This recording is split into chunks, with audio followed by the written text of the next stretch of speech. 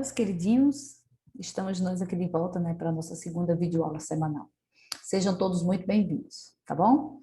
Fiquem à vontade para pegar o nosso livro didático, né, para a gente fazer o nosso reforço da aula que falamos na semana anterior, dando continuidade a que nós já fizemos essa semana, né, que é a respeito da evolução, da origem da vida, né, das mutações. Estão lembrados aí o que foi que a gente falou? Especiação, isolamento geográfico.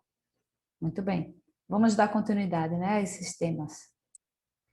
Vejam lá no nosso livro, da página 72 à página 79. E nós falamos de duas ideias aí, para explicar a origem da vida. Abiogênese e biogênese. Estão lembrados o que significa cada uma dessas expressões? Que seria biogênese? Como é que surge a vida, gente? Será que a vida surge do nada ou não? Vamos lá. Até a metade do século XIX, muitos cientistas e filósofos acreditavam que a vida surgia de matéria sem vida. Então, ratos e insetos, por exemplo, surgiriam a partir de restos de comida. Então, essa era a ideia chamada geração espontânea ou abiogênese. Olha aí, vai surgir a vida a partir de nada, a partir de matéria morta. Simplesmente vai surgir. Por isso, ao tentar explicar como alguma coisa ocorre, não é suficiente que o cientista apenas observe atentamente a natureza. Ele deve tentar também suas explicações provisórias, né? Como se diz em ciência, sua hipótese. Se ele defende uma ideia, então ele vai ter que provar agora. Vai ter que fazer testes e mais testes até ele provar que está certa essa teoria, ou então ele vai descartar, né? E isso eles fizeram em relação à geração espontânea. Nem todos aceitavam a ideia de abiogênese.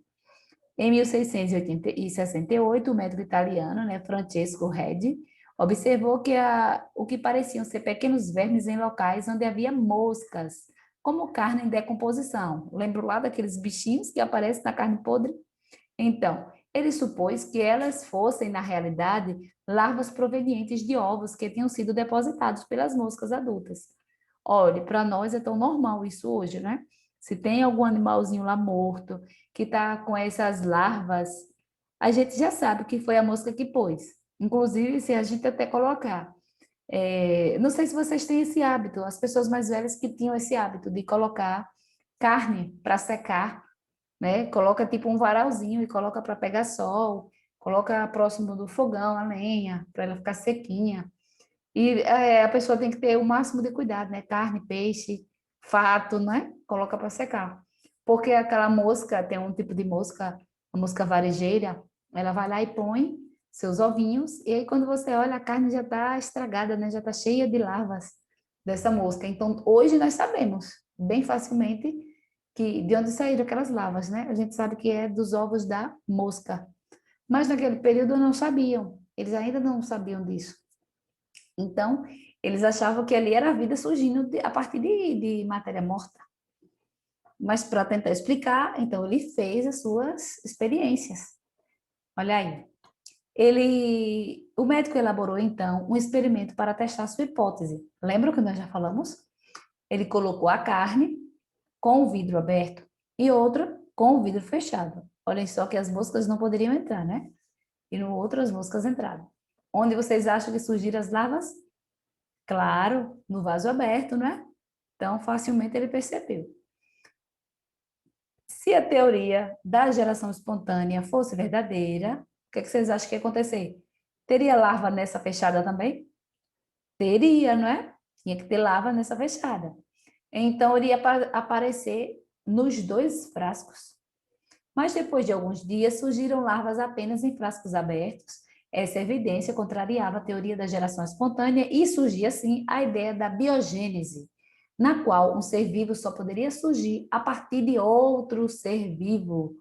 Então, não era um ser sem vida, não era de matéria morta, não é? Tinha que surgir de outro ser vivo. Continuando. Mas as evidências, né, do experimento dele não convenceram a comunidade científica, não. Lembra que nós acabamos de falar da resistência que é para um cientista provar sua teoria, né, das hipóteses que ele tem que levantar e das experiências que ele tem que fazer até provar. Então, mesmo mostrando dessa forma, não convenceu a todo mundo. Muitos pesquisadores ainda acreditavam que os seres microscópicos surgiam por geração espontânea. Então, ainda conseguiam insistir nessa conversa que era geração espontânea. Aí teve outro cientista que também realizou o experimento, né, o Louis Pasteur, deve ter outra forma de ler nesse nome, realizou um experimento para demonstrar que há micro-organismos no ar e que eles podem contaminar a matéria e originar mais micro-organismos. Então, vamos lá, o que foi que ele fez? Ele ferveu um caldo de carne, olha aí, em um balão de vidro com gargalo de forma de S. Quando o caldo de carne esfriou, o ar entrou no frasco porque o gargalo estava aberto. Olha aqui. A poeira e os micro-organismos ficaram retidos na curvatura do gargalo. Por isso, mesmo depois de muitos dias, não houve micro-organismos no caldo de carne. Pasteur, então, quebrou o gargalo do frasco. Aí, será que mudou? Sem o gargalo, os micro-organismos do ar caíram no caldo e se multiplicaram. Vejam que não foi mosca, certo? Foram agora micro-organismos, né? Micro-organismos a gente não enxerga, né? Com olhos nus. Então, eles se reproduziram no caldo dessa forma que ele ficou descoberto. Foi o micro-organismo do ar. Por que foi importante deixar o vidro aberto? Porque se tivesse fechado, como é? O que aconteceria? Seria possível argumentar que a falta de ar impedia o desenvolvimento do micro-organismo. Com esse experimento, Pasteur forneceu uma forte evidência de que os micro-organismos já estão presentes no ar e não teriam surgido por geração espontânea, reforçando a ideia da biogênese, que é o contrário, né, da abiogênese. Mas, gente, continuando aí, hipóteses sobre a origem da vida. E aí, quais são as ideias, né? Como será que surgiu a vida? A Terra nem sempre foi do jeito que é hoje, né? Então, teve um período da história da Terra, né, desde a sua formação, que não existia vida. Então, e como foi que surgiu essa vida? Porque nós acabamos de ver que a biogênese não existe, né? E aí, como é que faz para descobrir isso tudo, hein, gente? Bom, olha aí. Vamos aqui embaixo. Na década de 1920, o russo Oparin e Aldane, né, o inglês Aldane, lançaram uma hipótese para explicar a origem da vida na Terra. Eles consideravam que a atmosfera da Terra primitiva era diferente da atual, constituída de outros gases, né? O gás metano, amônia e o gás hidrogênio, além de vapor de água. Com a energia das descargas elétricas que acompanhavam as tempestades e a energia dos raios ultravioleta do Sol, os gases atmosféricos teriam se combinado e formando diversas substâncias químicas. Entre as substâncias formadas estavam açúcares, gorduras e proteínas, que compõem o corpo dos seres vivos, né? Essas substâncias são chamadas orgânicas. Conforme as substâncias reagiam e se transformavam, teria surgido uma espécie de material genético primitivo, capaz de se duplicar, ou seja, de fabricar cópias de si mesmo.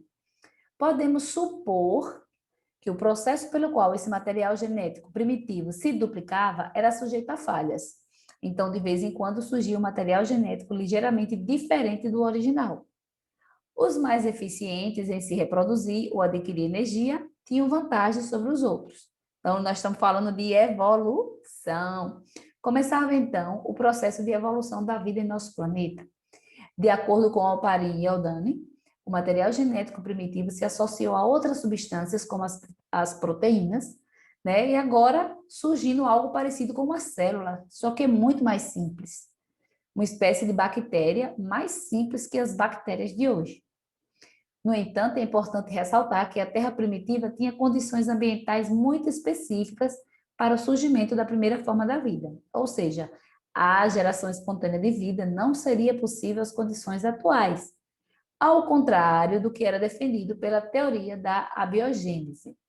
Então, ele supõe que lá, naquele período, né, da Terra primitiva, sim, poderia surgir, mas hoje não teria condições, né, atuais. Continuando, atualmente, né, muitos cientistas consideram que os primeiros seres vivos podem ter surgido no fundo dos oceanos, ao redor de fontes de água muito quentes e compostos minerais aquecidos pelo magma do manto da Terra. Já outros cientistas defendem que a vida na Terra surgiu a partir de compostos orgânicos trazidos do espaço por cometas e meteoritos. A ciência continua pesquisando, né, e buscando novas evidências para explicar a origem da vida na Terra. E com essas pesquisas, nosso conhecimento sobre a origem e evolução da vida aumenta cada vez mais. Então, não acabei de falar para vocês, lembram que isso nunca vai acabar, não é? Essas pesquisas nunca vão acabar, nunca vão acabar. Sempre vai ter novidades, sempre vai ter descobertas, né? E vejam que tem duas teorias aí apresentadas para explicar o início da vida da Terra. Qual será que está certa? Vamos aguardar, né, para ver se eles descobrem. A função de um museu de história natural, vamos lá. Olha os bichinhos aí, os tatus. Marcos Tavares, curador do setor dedicado a crustáceos do Museu de Zoologia da USP, é entrevistado, né, gente? Ele fala aí. O museu, na verdade, é duas instituições em uma. A mais conhecida do público é a que lida com a parte expositiva, onde a instituição comunica conhecimento ao público. Mas a exposição é uma parte ínfima das atividades. O conhecimento exposto é reflexo das pesquisas feitas no museu, que também é comunicada a outro público pelos artigos, né, em periódicos científicos. Tudo isso é feito com base no acervo. Eles são uma espécie de biblioteca da vida, com testemunho da biodiversidade de grupos zoológicos e botânicos. Qualquer espécie tem uma representação física na natureza, como um peixe, uma estrela do mar, um crustáceo, e essa representação é guardada nos acervos. Imagina quantas espécies existem nos 8.000 quilômetros de litoral no Brasil. Onde elas vivem? Como diferenciar uma da outra? Tem muito material para estudar, né, gente? Para conhecer todas essas espécies, né? E nesse imenso litoral, para conhecer tudo isso. Vocês acham que é fácil? Imagine, né? Que trabalho não é? E esse trabalho nunca vai acabar. E sempre vai ter fartura, né? Sempre vai ter objetos para serem estudados, sempre vão ter descobertas, né? Sempre vão ter temas para serem trabalhados. É muito interessante. Nós também falamos sobre a história da vida no planeta, né? Dos vários períodos, né? As várias divisões, dos grandes eventos. Olha aí, nós já fizemos. Vocês podem reler aí esse quadro para vocês identificarem aí os acontecimentos, né? São inúmeros. Afinal de contas, né? É 4,6 bilhões de anos, né? Do nosso planeta. Gente, muitos dos eventos que marcaram as divisões da escala geológica foram causados pelos movimentos das placas tectônicas. Nós já entendemos isso, né? Que as placas se movem. Imagine como não foi difícil para os cientistas descobrirem. Lembra lá do... Esqueci agora o nome dele. Que descobriu esse movimento das placas tectônicas que explicava a deriva continental. Então, esse movimento provocou, por exemplo, a erupção de vulcões com a liberação de gases que alteraram o clima do planeta. Nós também vimos que o clima influencia muito na distribuição dos seres vivos na Terra. Assim, ao longo da história da vida, mudanças climáticas alteraram a distribuição das espécies do planeta e provocaram, em certos momentos, a extinção de grande número de espécies, em um curto intervalo de tempo, conhecidas como extinções em massa. E a evolução humana? O que é que vocês acham? O que é que a gente pode falar? Vamos lá, olha aí. Hoje, vamos tentar resumir, né, gente? Hoje é amplamente aceita na comunidade científica a ideia de que chimpanzés, gorilas e orangotangos são os parentes evolutivos mais próximos da espécie humana. Deixa eu ver aqui rapidinho. Vamos lá. O fato de primatas serem parentes evolutivos mais próximos do ser humano significa dizer que a espécie humana e esses animais devem descender de um mesmo ancestral que não existe mais. Vocês já ouviram alguém falando assim, dizendo que o homem veio do macaco? Essa história não é verdadeira, né? Essa frase está errada. Não quer dizer que veio do macaco, quer dizer que o ancestral, tanto que antecedeu o macaco e o homem, que foi o mesmo. Essa é a ideia, mas não que o homem veio do macaco. Estima-se que a separação entre o grupo dos humanos e dos chimpanzés tenha ocorrido entre 6 e 8 milhões de anos atrás. Embora existam semelhanças entre o ser humano e outros primatas, também são observadas diferenças importantes. Então, veja um exemplo. Os seres humanos se mantêm na posição ereta e caminham sobre os dois pés, enquanto gorilas e chimpanzés conseguem se locomover nessa posição apenas por um curto período de tempo. Outra diferença está relacionada ao desenvolvimento do cérebro. Então, na espécie humana, o volume do crânio é muito maior do que nos demais primatas. Boa parte, né, do que sabemos sobre a evolução humana se deve ao estudo dos fósseis. Vocês estão lembrados do que são fósseis, né? São marcas, né, são vestígios, são restos, né, de seres vivos que viveram e não existem mais, né, que foram do passado bem distante. Muitos ancestrais da espécie humana tinham um crânio com tamanho semelhante ao dos chimpanzés, mas outras características semelhantes à da espécie humana. Então, entre os possíveis ancestrais da linhagem humana estão os integrantes do gênero Australopithecus, que significa macaco do sul.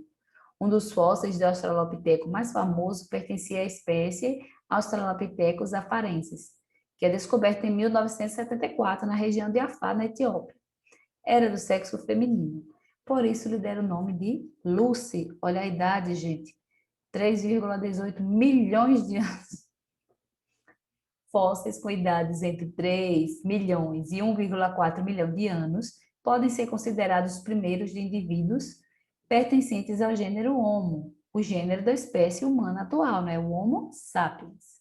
Só que aí tiveram vários homos.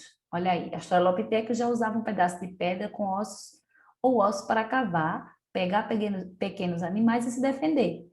Mas a espécie Homo habilis foi a primeira a fabricar ferramentas de pedra lascada. Então, surgida depois da espécie habilis, a espécie Homo erectus teria sido a primeira a dominar e a usar o fogo. Então, veja que vai evoluindo.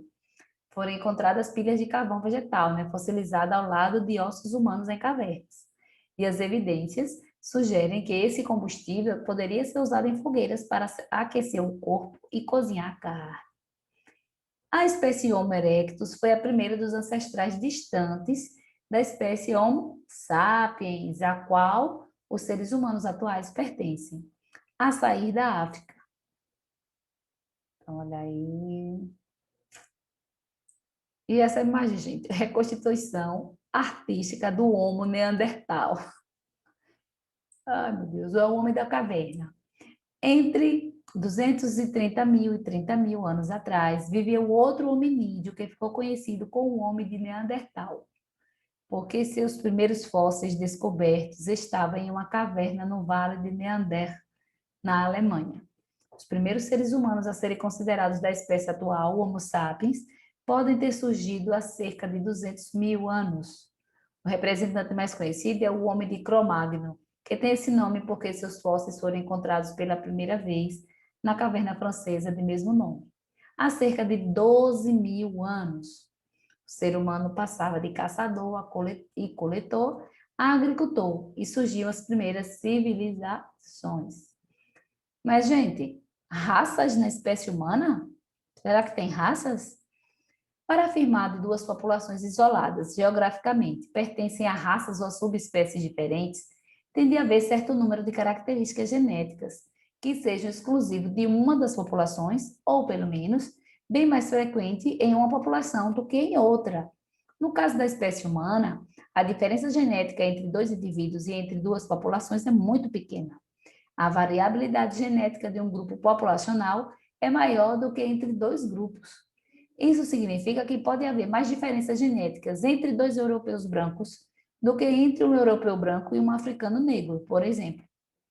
O pesquisador brasileiro Sérgio Danilo Pena e sua equipe realizaram vários estudos sobre a origem do povo brasileiro, concluindo que é impossível dividi-lo em raças biológicas, pois a maioria das pessoas possui genes herdados de ancestrais brancos, negros e indígenas.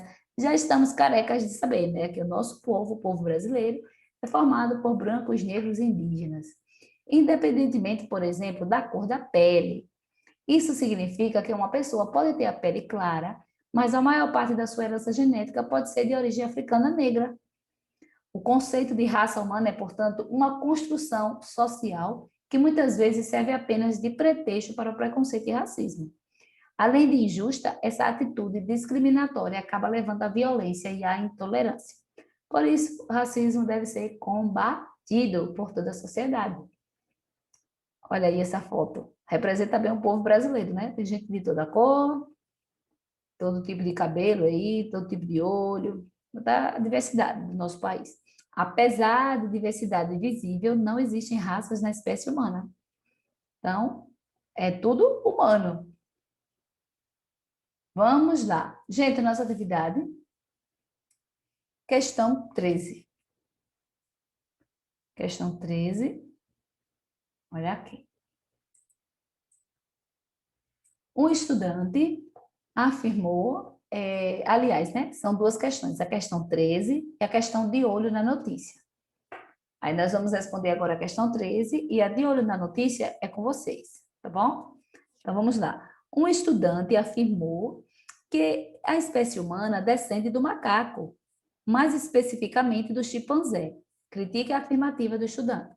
Nós entendemos que foi assim? Foi assim que nós falamos aí, que está mostrando no nosso livro? O homem veio do macaco? O homem descende do macaco? Não, não é? Não é assim. Então, segundo a teoria da evolução, a espécie humana não descende do chimpanzé. Tanto a espécie humana como os chimpanzés descendem de um ancestral comum. Então, foi outro lá atrás que aí pode ter gerado o humano e o chimpanzé, além dos outros macaquinhos lá, né? Que não era idêntico nem ao chimpanzé e nem à espécie humana atual, certo? Então, foi outro ancestral, não tem nada a ver. Dizer que o homem veio do macaco, tá bom? Gente, nossa aula encerra aqui, né? Já estamos concluindo a nossa segunda videoaula da semana. Fiquem com Deus, né? Tenham uma excelente semana. Não deixem de fazer as atividades, de enviar seu professor, né? É fundamental a participação de vocês para que nós possamos melhorar o nosso trabalho, né? Cada vez mais, para que vocês compreendam mais, certo? E dê tudo certo. Tenham uma excelente semana. Fiquem com Deus. Tchau.